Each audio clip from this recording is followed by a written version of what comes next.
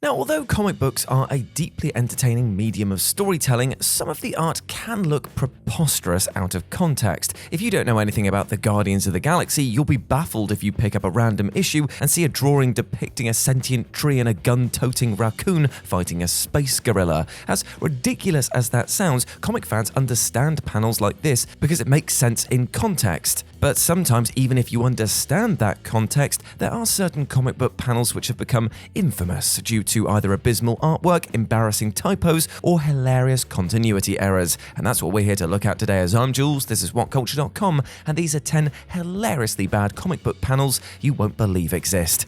Number 10. Is she decapitated? Dark Knight 3 Master Race number 6. At the end of Frank Miller's Dark Knight 3 number 6, there's a side story where Batgirl and her sidekicks face off against Lara, the daughter of Superman and Wonder Woman. Like most of Miller's work, the issue is filled with over-sexualized art of female characters, and this is most notable in the opening image, which depicts Wonder Woman and Lara hunched over at an awkward angle to highlight their clenched butt cheeks.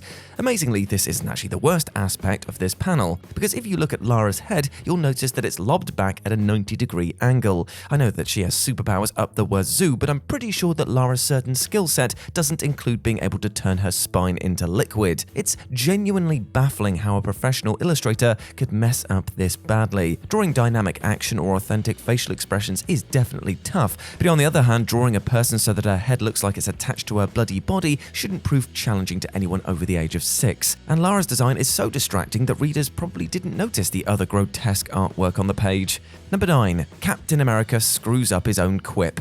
Tales of Suspense number 92. Have you ever tried to say a clever comeback but just screwed it up? Although this can definitely be embarrassing, you probably shouldn't worry about it. After all, this sort of thing can happen to the best of us. I mean, Captain America is the leader of the bloomin' Avengers, and even he's been known to mess up a zinger every once in a while. You see, while on patrol, Cap discovered Nick Fury was being targeted by an android called the Mechno Assassin, which for the record is one of the worst supervillain names I've ever heard. But despite hitting the robotic hitman with everything he's got, the Mechno Assassin batters the super soldier senseless. Just as Captain America looks like he's about to give up, he says the line, "Only one of us is gonna walk out of here, and it won't be me!" Right, okay, so instead of sounding like a badass, Cap apparently confesses to suffering from confidence issues mid-fight. Superheroes like Iron Man and Spider-Man have a knack for doing killer put-downs, but it's obvious that Captain America needs to work on his material based on this embarrassing exchange. Number 8. Lend Grim Reaper a hand. Avengers number 160.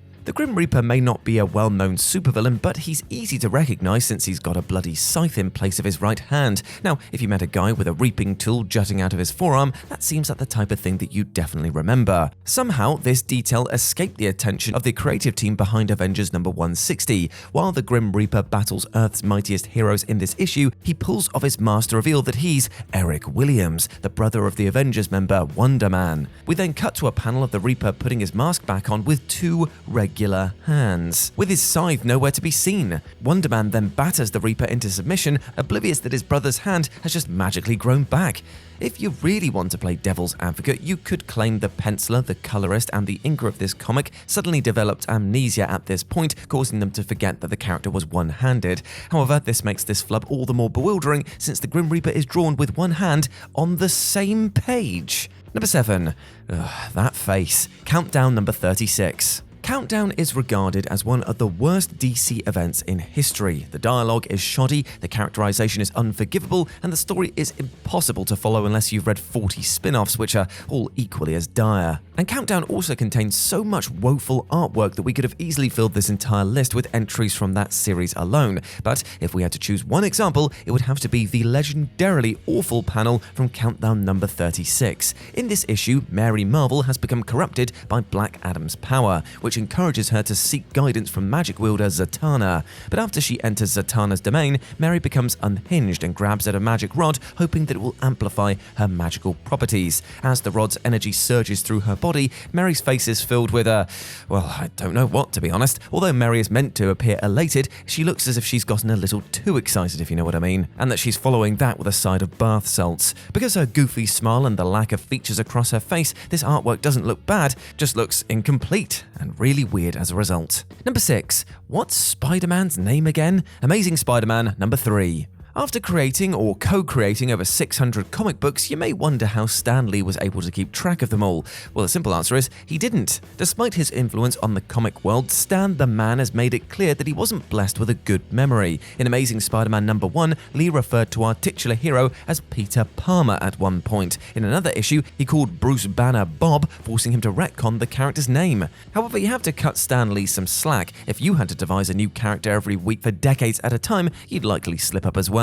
However, it's hard to justify the blunder in Amazing Spider-Man #3. This issue is iconic since it debuted one of Spider-Man's greatest foes, Dr. Octopus, but unfortunately, Otto Octavius' grand reveal is ruined due to a small but unmistakable spelling mistake. When Spider-Man confronts Doc Ock for the first time, the tentacled supervillain refers to our hero as Superman. What makes this gaffe funnier is the fact that Stan Lee placed a hyphen in Spider-Man's name so readers wouldn't mix his name up with Superman. How embarrassing and deeply ironic. Number 5. Stephen Hawking, JLA #38. After a part of the Justice League's watchtower blows up, Batman and the other members do everything they can to stop the entire facility from exploding. While making his way through the watchtower, Bats discovers that he's been infiltrated by a supervillain called Prometheus. Prometheus's helmet is designed so it can download information directly into his brain with the flick of a switch. And since Prometheus has loaded the device with data on the world's best martial artists and gymnasts, not even Batman can match his physical skills. Fortunately, the Dark Knight prepared for this eventuality and had the helmet's program overwritten the instant Prometheus activated it. So instead of being endowed with the powers of the world's greatest fighters, Prometheus took on the physical abilities of ALS sufferer Stephen Hawking. Unable to move, Prometheus was defeated in a single punch. Although Batman's strategy is really clever on paper, it looks unintentionally hilarious to watch the Caped Crusader punching a supervillain whilst yelling Professor Stephen Hawking at the top of his lungs. The panel seems so random out of context that many would assume it was a piece of fan art or indeed photoshopped, but alas, that is not the case. Number 4. Doom Just Can't Stop Jamming, Spidey Super Stories #53. In Spidey Super Stories #53, Dr. Doom tries to form an alliance with Namor the Submariner, hoping to use his Atlantean army to take over the world. When Namor refuses to help, Doom becomes enraged and places a slave collar on him. Unable to break free from his restraints, Namor is left with no choice but to bring the metal-clad dictator to his kingdom. And 5 seconds after the pair arrive at the throne, Doom notices a seahorn on the ground and immediately becomes transfixed by it. Although Namor orders Doom to leave it be, the maniacal monarch ignores his plea and begins tooting the horn, which summons a sea monster. Now, just to reiterate, Dr. Doom was ready to take over Atlantis, but stopped because he wanted to have a go on a musical instrument he just found lying on the floor. Why would anyone do that? Why would Dr. Doom, of all people, do that? Also, how is Doom able to play that thing underwater and also without lips? Although many entries on this list seem silly out of context, this is among the few comic book panels that's more ridiculous in context. Number 3. Injustice Gods Among Us #17. It's no surprise comic book series that are released weekly instead of monthly are more likely to suffer from poor art, since the artists have far less time to finalize their work. So if you found some of the art in a weekly series a little off-putting, it's fair to just accept it for what it is. But not always, because in the case of Injustice Gods Among Us, there's a panel of Batman punching a wooden log while a concerned Catwoman looks on from behind. As far as comic art goes, this setup sounds pretty straightforward, right? Unfortunately, every aspect of this panel is a bit wonky. Batman's teeth bulge out so much that it looks like he's wearing a set of dentures ready to pop out. His welling tears look like the eyes of a subterranean alien, and because of the angle, it's not clear exactly what Batman is doing. It looks like he's mildly annoyed that his shoulder just spontaneously combusted. Even though Injustice has its fair share of bad artwork, this panel was so awful the artist was compelled to redraw it when the issue was republished. Number 2. What's Going On With Her Spine? Ultimates 3 #3. Joe Madureira has made a name for himself in the comic world. Over the years, he's illustrated some defining stories in the Uncanny X-Men series and the Age of Apocalypse saga. But even though fans of Big Joe expected great things when he was hired to illustrate Ultimates 3, all of his creations, they came out a bit ugly. Nearly every character is drawn with such disproportionate muscle structures that they barely resemble human beings. Despite the fact that there are many examples of bad art in this 5-part miniseries, there's one moment in Ultimates #3 that really takes the cake. While Wolverine recants the time that he met Magneto's wife, we cut to a shot of the pair getting down to business. Although we only see the silhouette of the two, next to nothing is left to the imagination here. Not only is this panel borderline pornographic, it doesn't actually make anatomical sense. Magda's back is arched so obtusely, it's like she's attempting to win a limbo competition. Her spine is angled at such an impossible angle, well, you'd swear that she was made out of rubber. And number 1, what on earth is Sandman doing? Amazing Spider-Man number 215. I mean, just look at this image. There's really nothing to say here. This image speaks for itself. If you thought a bit of context would help justify this infamous panel, it doesn't. Amazing Spider-Man number 215 opens with Spidey and Namor the Submariner facing off against Sandman, the Wizard, Trapster, and Liara. And after the Wizard blasts the duo with a disorientating laser, the corrupt quartet easily make light work of the superhero duo. As Spider-Man attempts to rise to his feet, Sandman punches him in the back, knocking his nemesis to the ground. Yes, that's meant to be his back that he's punching right there, not his, well, let's just say what it is, his web hole. But that's what it looks like, and it will go down forever in infamy. Thank you.